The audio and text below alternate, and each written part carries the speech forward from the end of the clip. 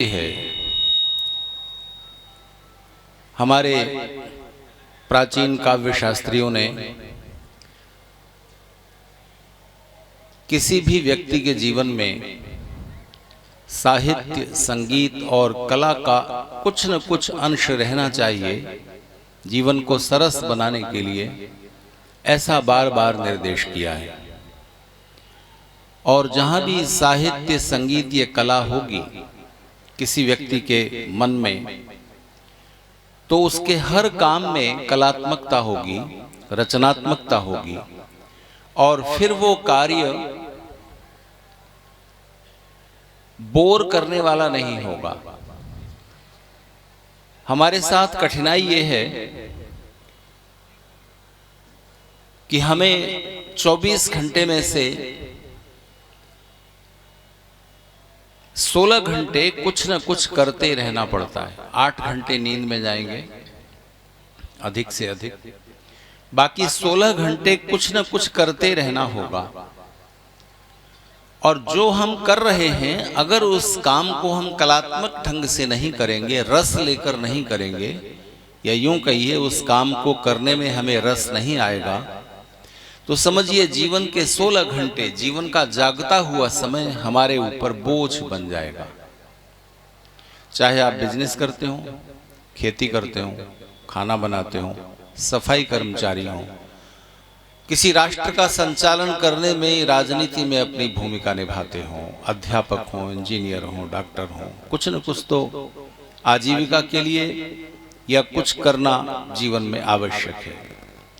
जितने भी आप काम करेंगे, जितने भी काम आपको करने होंगे,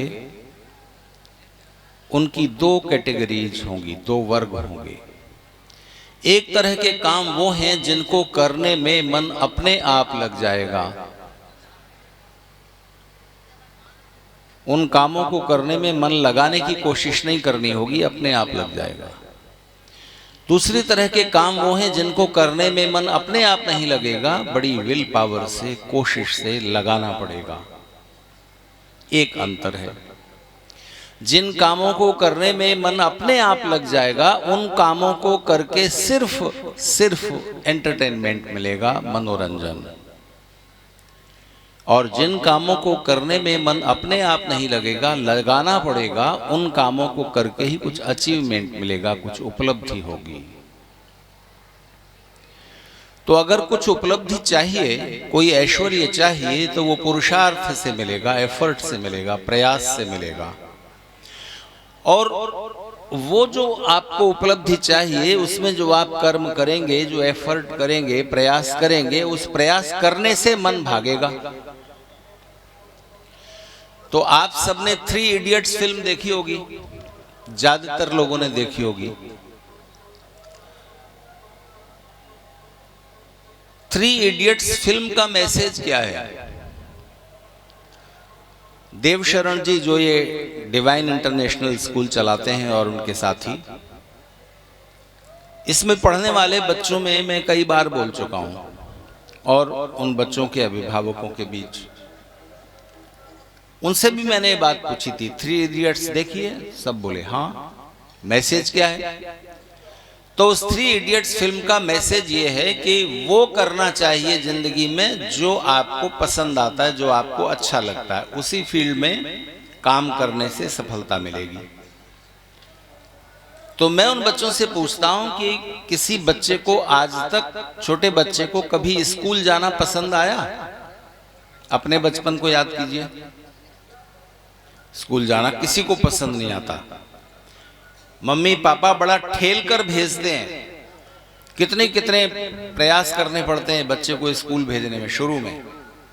फिर बाद में जाता है तो पढ़ना सेकेंडरी पर्पज होता है, पहला तो दोस्त बन गए हैं, खेल कूद, मिलना जुलना, वो प्रमुख रहता है। तो मैं ज्यादातर 10वीं 12वीं के बच्चों में बोलना होता है मुझे यहाँ इस स्कूल में। तो मैं उन बच्चों से पूछता हूं कि एक बात बताओ, खाना बनाना, झाड़ू लगाना, सफाई करना, कपड़े धोना किसी की पसंद का काम है? आप बताइए, किसी की पसंद का काम है? तुम में से कोई करोगे? उन बच्चों से मैं पूछता हूं। तो फिर मैं उन्हें कहता हूं कि किसी को पसंद नहीं आता, पर तुम्हारी मम्मी करती हैं कि नहीं करती? अगर घर में 2 मेड भी लगी हुई हो काम करने के लिए, 2 सर्वेंट्स हो, फिर भी करवाना और भी मुश्किल काम है। काम करने की बजाय किसी से काम करवाना और भी ज्यादा टेढ़ा काम होता है। तो मम्मी ये करती है कि नहीं करती है? तो अगर पसंद आने वाला काम ही करने के लिए आजादी दे दी जाए तो दुनिया में कोई भी बच्चा न फिजिक्स पढ़ेगा, न केमिस्ट्री पढ़ेगा, न मैथ्स पढ़ेगा, क्रिकेट खेलेगा और कोई खेल खेलेगा। आजकल तो मोबाइल पर गेमिंग ने तहलका मचाया हुआ है। बच्चों की, युवा पीढ़ी के बर्बादी के इतने इंतजाम हमने उनके हाथों में दे दिए हैं। पता नहीं कैसे समाज की रचना हमारे शिखर पर बैठे हुए लोग करना चाहते हैं। देश की बात नहीं कर रहा हूं, दुनिया की बात कर रहा हूं। पूरी दुनिया जिन लगभग 500 लोगों के द्वारा कंट्रोल हो रही है, वो बड़े धनपति लोग ही नहीं हैं, बड़े साइंटिस्ट हैं, ऊंचे पदों पर, राष्ट्राध्यक्ष पदों पर बैठे हुए लोग हैं जो दुनिया की नीतियां बनाते हैं। यूएनओ में बैठे हुए लोग हैं। किसी का ध्यान नहीं है।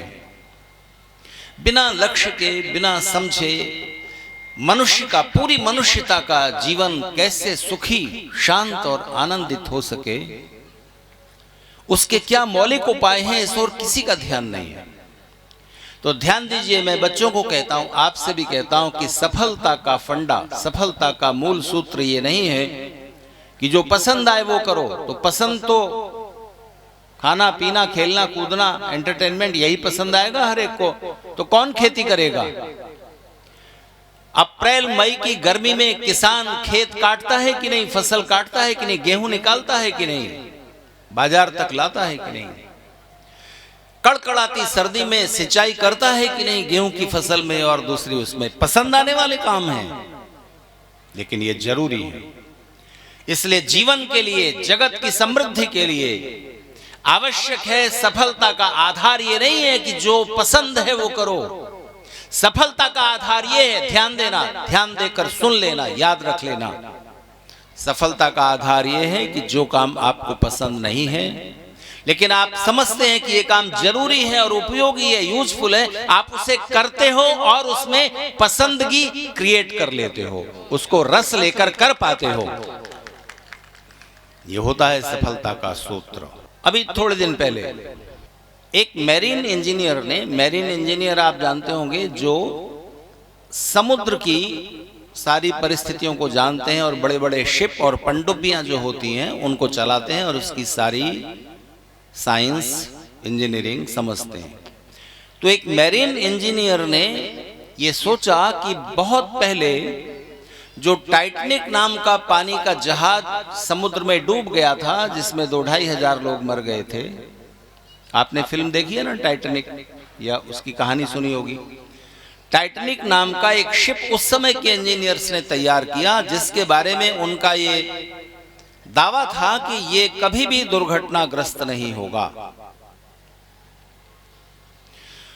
लेकिन एक आइसबर्ग जो समुद्र में तैरते रहते हैं, वो उससे जरा सा छू कर निकल गया, जरा सा छेद हो गया, धीरे धीरे बढ़ गया और उस पानी के जहाज को नहीं बचाया जा सका। और उस इलाके में वो था जहां का पानी बहुत ठंडा होता है। आइसबर्ग कहते हैं बर्फ के पहाड़ तैरते हुए उस इलाके में तैरते रहते हैं और उससे टकरा कर, तो ठंडे पानी में डूबने की वजह से लोग मर गए थे, क्योंकि कूद गए बचने के लिए। लाइफ बोट से थोड़े से लोगों को बचाने की कोशिश की गई, लेकिन ठंड की वजह से दूसरा शिप नहीं आ सका जो उनको अपने अंदर ले लेता और सबकी मृत्यु हो गई थी और टाइटैनिक पूरा समुद्र के अंदर डूब गया था। तो उस मैरीन इंजीनियर के मन में ये इच्छा जगी कि समुद्र की गहराई में जाकर पनडुब्बी जो होती है पानी में डूब कर चलती है, युद्ध के समय बहुत काम आती है। तो चुपचाप वो पानी के अंदर तैरती रहती है और ऊपर शिप तैर रहे होते हैं, तो शत्रु देश के शिप को टारपीडो करके नीचे से एक भाला जैसा या कोई भी मिसाइल समझिए ऐसे मार के उसको खत्म कर देते हैं, वो पानी का जहाज डूब जाता है। तो समुद्र में युद्ध करने के लिए वो एक जरूरी उपकरण है, जैसे हवाई आकाश में लड़ने के लिए फाइटर प्लेन। तो उस पनडुब्बी में बैठकर समुद्र के नीचे गहराई में जाएंगे और टाइटैनिक का मलबा जो पड़ा हुआ है वो कूड़ा उसे देख के आएंगे।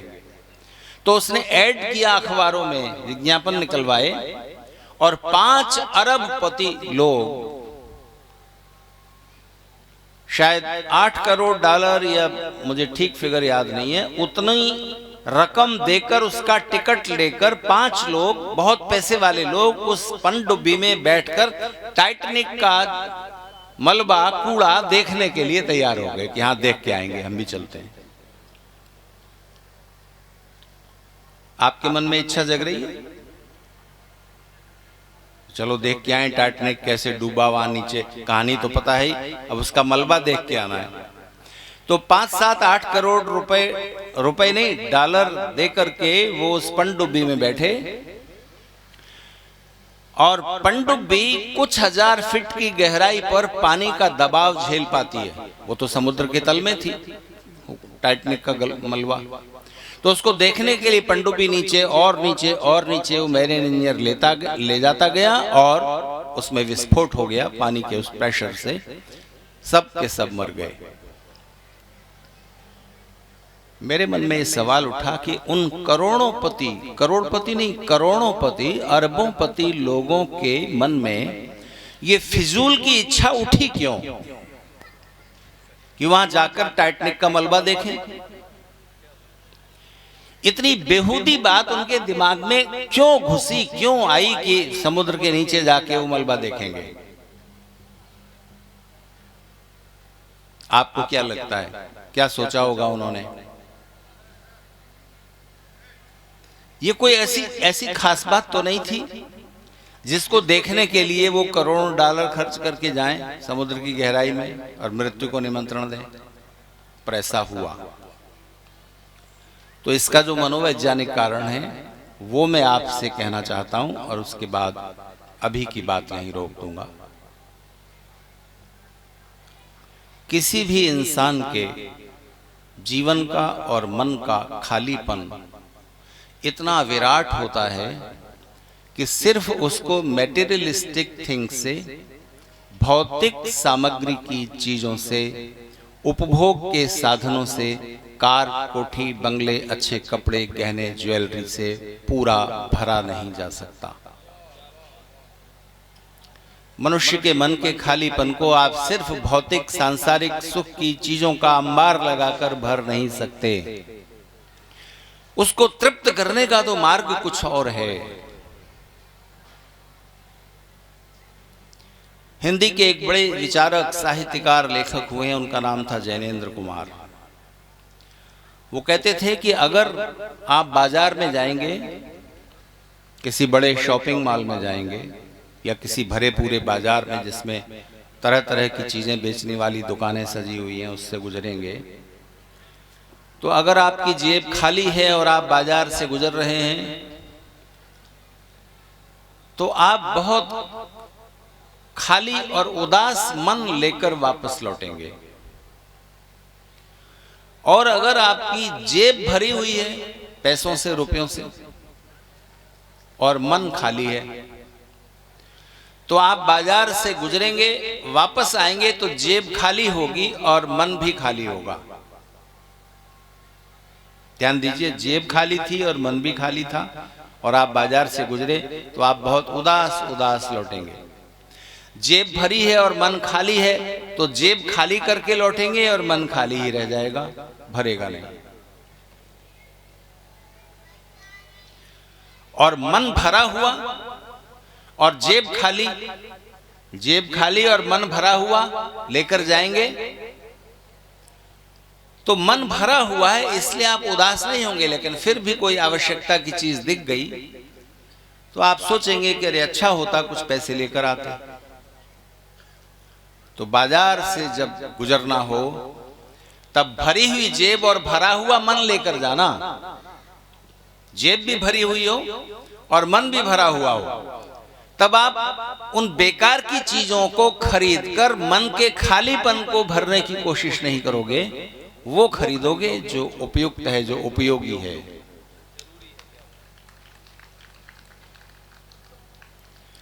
तो उन अरबपति लोगों ने मन के खालीपन को भरने के जो वास्तविक उपाय हैं, जो आपके ऋषियों ने जो जीवन शैली बताई है, जिससे मन पूरा तृप्त संतुष्ट हो सकता है, होता है, उसको जानने समझने की और समझाने की जरूरत है आज की दुनिया में सबसे ज्यादा।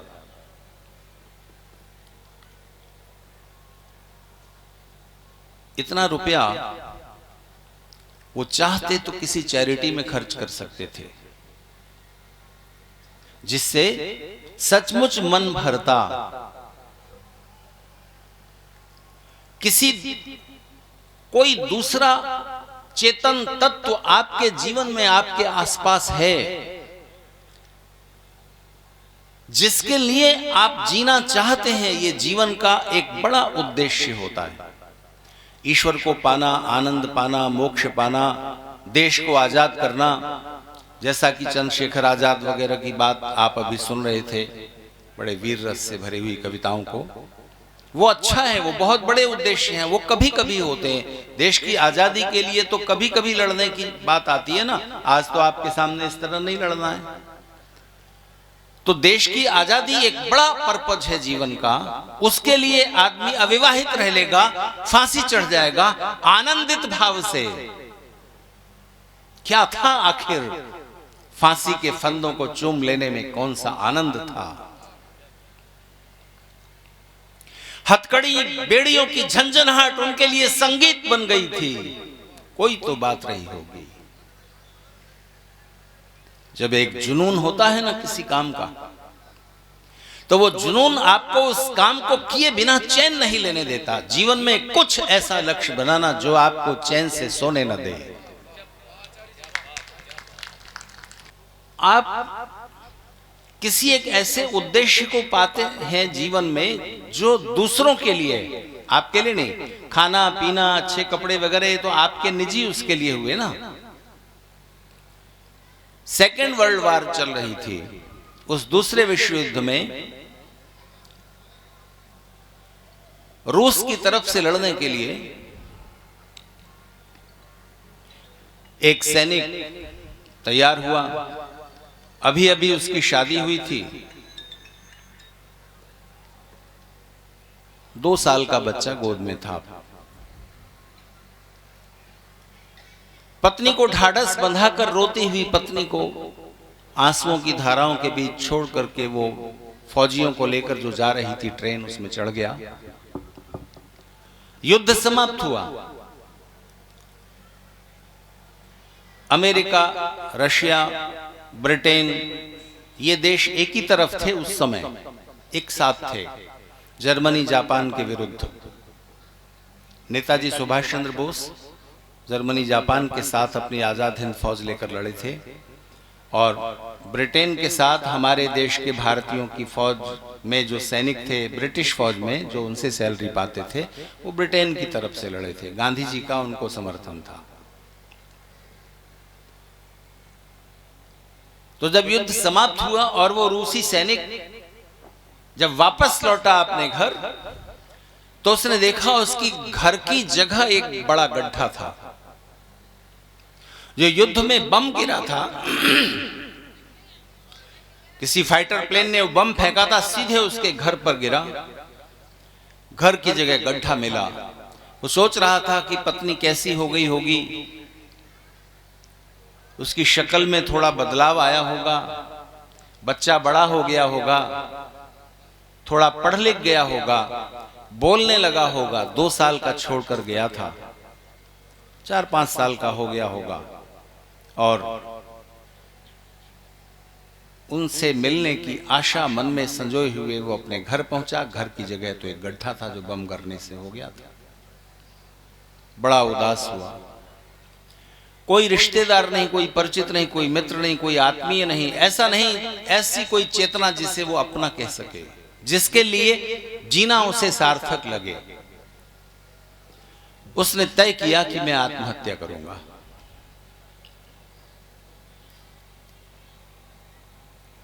आत्महत्या करने के लिए वो पैदल चला कि उस पहाड़ी पर जाऊंगा और वहां से कूदकर मर जाऊंगा। चलते चलते थक गया, उसने सोचा कि थोड़ी देर आराम कर लेता हूं। तो एक होटल था, एक रेस्टोरेंट, वहां पर उसने देखा एक बच्चा उस होटल में बर्तन साफ कर रहा था, क्योंकि युद्ध से सारे देश की हालत बड़ी खराब हो गई थी। सब लोग कुछ ना कुछ कर रहे थे, छोटे छोटे बच्चे भी, बूढ़े भी काम पर लगे हुए थे। 60 साल से नीचे के जितने भी बुजुर्ग थे उन सबको फौज में भेज दिया गया था। तो ये जो आत्महत्या करने जा रहा था सैनिक, इसने देखा कि एक बच्चा होटल में बर्तन साफ कर रहा है। इसके मन में आया कि अगर मेरा बेटा होता और इसी तरह होटल में बर्तन साफ कर रहा होता तो। इस स्थिति को मन में सोचकर वो कांप गया। उसने उस बच्चे को कहा कि मेरे साथ चलोगे, मैं तुम्हें पढ़ाऊंगा लिखाऊंगा, यहां ये काम मत करो। तो उसने आत्महत्या का इरादा छोड़ दिया और उस बच्चे को साथ लेकर घर आ गया, क्योंकि उस बच्चे में, उस अनाथ बच्चे में, जिसके माता पिता युद्ध में मर गए थे, युद्ध में पिता मर गए, मां और कारण से, ठीक वैसे ही परिस्थिति में वो बच्चा है जिस परिस्थिति में ये है। इसके भी सब कुछ लोग, आत्मीय लोग समाप्त हो गए, मर गए, और उस बच्चे का भी कोई नहीं है। इसने उस बच्चे को लिया और वापस घर लौटाया। जीवन का एक उद्देश्य मिल गया। और ये करोड़पति लोग मरने निकले हैं टाइटैनिक का मलबा देखने के लिए। कितना फर्क है विचारों में। तो जब आपके सामने कोई उद्देश्य होता है, एक अच्छा उद्देश्य, एक पवित्र उद्देश्य, एक बड़ा उद्देश्य, जीवन को सार्थक बना देने वाला उद्देश्य, तो फिर मन का खालीपन उससे भरता है काफी हद तक। तो मन के खालीपन को भरने के कई टूल्स हैं, कई उपाय हैं, कई उपकरण हैं। उनमें से एक ये है जो मैंने आपसे चर्चा की। इसी बात को कल मैं आपसे आगे बढ़ाऊंगा। क्या जरूरत थी सरदार भगत सिंह, चंद्रशेखर आजाद, राजगुरु सुखदेव, रामप्रसाद बिस्मिल, जीवन का कौन सा सुख था जो इनके चरणों में नहीं बिछ सकता था? ऋषि दयानंद के सामने ऐश्वर्य ऐसे बिछ गया, कितनी बार राज्य दे देता हूं, राजा बोल रहे हैं। इस महंत, इस मंदिर के महंत की गद्दी स्वीकार कर लीजिए, लाखों रुपयों का चढ़ावा हो जाता है। क्या था जो जहर का प्याला पीने के लिए वो उत्सुक हैं, बजाय उस सुख समृद्धि के, उसको लात मार कर निकल गए अपने अभियान पर। तो जरूर कुछ और बात है जीवन जीने का। मन को खालीपन, मन के खालीपन को भरने का कुछ और अच्छा उपाय है। तो ध्यान दीजिए, जीवन में साहित्य, संगीत, कला को उतना स्थान दें जिससे आपके जीवन का हर एक बोरिंग काम सरस बन जाए। उसके लिए अपने हर काम को कलात्मक ढंग से करने का तरीका सीखना होगा। उसकी बड़ी भूमिका बनती है यज्ञ के जो अर्थ हैं उनको समझते हुए।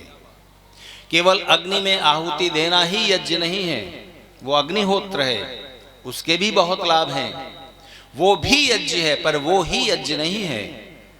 जीवन के रस और परिपूर्ण आनंद को आप उपलब्ध हो सकेंगे यदि यज्ञ के अर्थ को समझकर आपका हर काम यज्ञ में बन जाए। चाहे झाड़ू दे रहे हो, तस्वीर बना रहे हो, कोई मूर्ति रच रहे हो, बच्चों को पढ़ा रहे हो, खाना बना रहे हो, बिजनेस चला रहे हो, या राष्ट्र का संचालन कर रहे हो। चुनाव का समय है, राजनीति में तो कितने दांव पेच चलने होते हैं। मैं तो हैरान हो जाता हूं कि जो लोग राजनीति में हैं क्या वो सो पाते हैं, निश्चिंत रह पाते हैं? आचार्य स्वदेश जी को स्वामी रामदेव जी ने पिछले लोकसभा के इलेक्शन में मथुरा के इलाके से, या पिछले या सन 14 के, ये मुझे याद नहीं है, अभी कार में आते हुए उन्होंने एक बात मुझसे कही थी।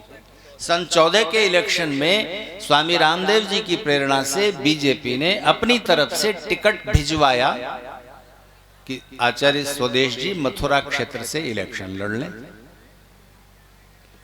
आचार्य स्वदेश जी ने कहा कि मेरे जीवन का लक्ष्य नहीं है, मैं जिस दिशा में निकला हूं, लोक जागरण के क्षेत्र में, साधना के क्षेत्र में, मेरा उसमें आनंद है। मैं एमपी बनकर क्या करूंगा? उस क्षेत्र का मुझे क ख ग भी नहीं मालूम है। मैं उसके लिए अनफिट हूं और राजनीति मेरे लिए अनफिट है।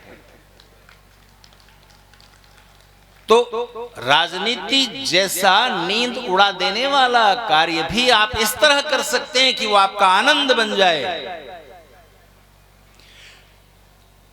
क्या था सावरकर को अंडमान की जेल में क्या मिल रहा था?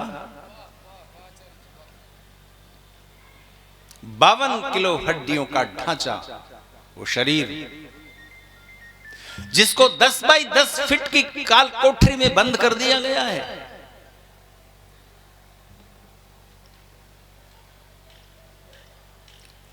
तेल निकालने वाले कोल्हू में बैल की जगह सावरकर जोत दिए जाते हैं और शाम तक इतने लीटर तेल निकालना है, नहीं तो कोड़े पड़ेंगे। उन सारी यातनाओं के बीच सावरकर ने कविताएं लिखी हैं जेल की दीवारों के बीच, उस काल कोठरी में। लिखने के लिए कागज कलम नहीं है, मस्तिष्क में लिखी है, मन में रख ली है।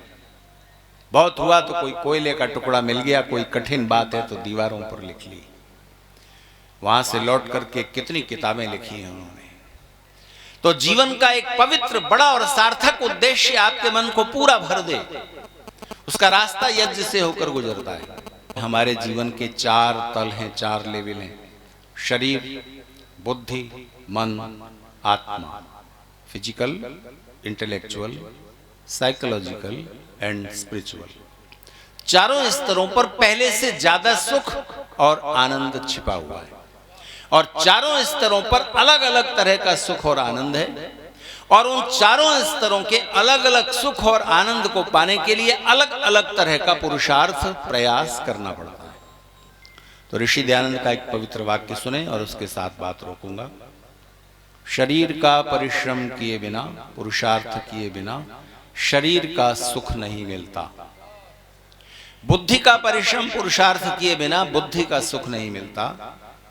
मन का पुरुषार्थ किए बिना मन का रस नहीं मिलता। साहित्य, संगीत, कला इत्यादि क्षेत्र मन के हैं।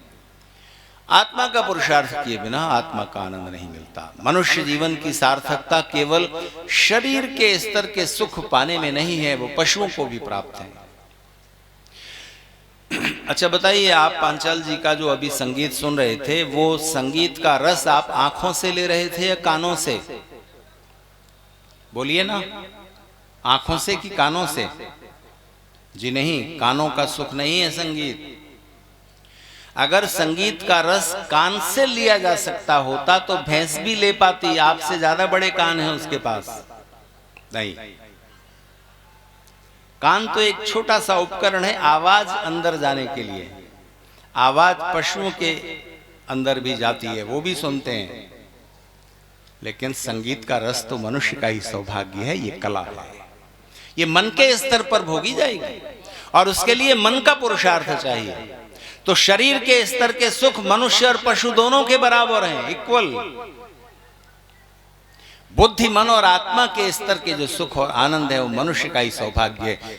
आपके सौभाग्य पर मैं आपको बधाई देता हूं। मनुष्य शरीर में आए हुए लोग भी रात को 9, साढ़े 9 बजे बैठकर कोई जीवन से जुड़ी हुई कोई आध्यात्मिक दार्शनिक चर्चा सुनने में रस ले सकें। सिरसागंज में कितने लोग निकले?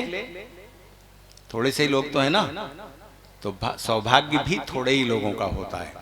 आपके सौभाग्य पर आपको बधाई देता हूं। 100 से अधिक देशों में देखा जाने वाला, सर्वाधिक लोकप्रिय और सबसे अधिक फॉलोअर्स के साथ पूरी दुनिया में आर्य समाज के विचारों का प्रचार करने वाला एकमात्र चैनल वैदिक प्रचार।